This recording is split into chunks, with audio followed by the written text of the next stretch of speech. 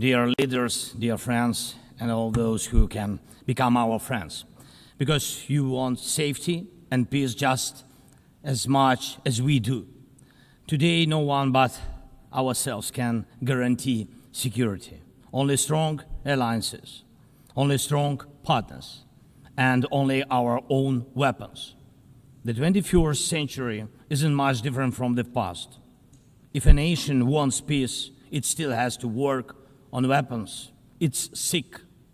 But that's the reality. Not international law, not cooperation. Weapons decide who survives. Excellencies, you know perfectly well international law doesn't work fully unless you have powerful friends who are truly willing to stand up for it.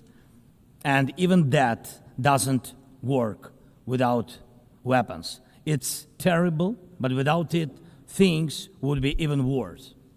There are no security guarantees except friends and weapons. No Ukrainian choice this kind of reality.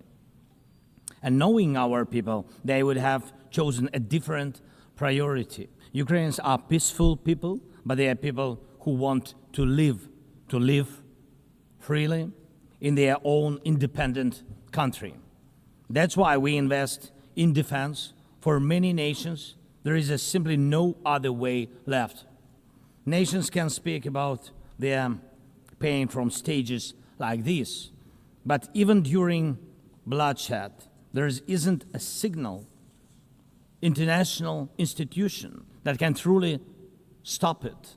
That's how weak these institutions have become.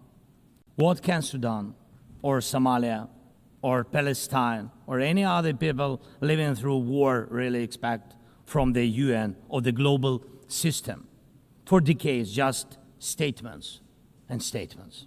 And even everything happening in Gaza remains without a way out. Even now, Syria, after all the changes, still has to appeal to the world to ease the sanctions that are choking its economy. It has to ask and wait. Syria deserves stronger support from the international community. And as Russia's war against my country goes on, people are still dying every week. Yet there is no ceasefire because Russia refuses. Russia abducted thousands of Ukrainian children, and we have brought some of them back. And I thank everyone who's helped. But how long will it take to bring all of them home? Childhood slips away faster than adults are able to help. Look at Israel. Nearly 2 years have passed and hostages still haven't been freed. They must be freed, but even that still hasn't happened. And for years, there have been no real answers to other threats, either chemical weapons and famine used as a weapon.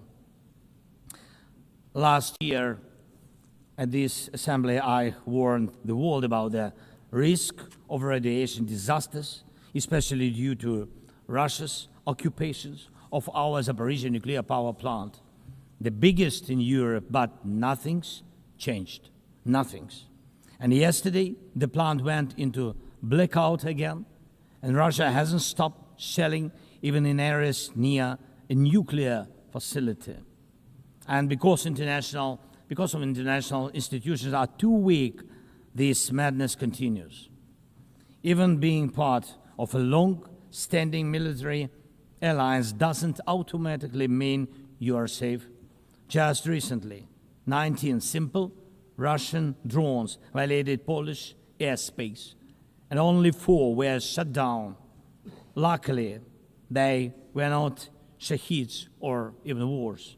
Otherwise, the results would have been horrific. Estonia had to call a UN Security Council meeting for the first time in history because Russian fighter jets deliberately entered its airspace.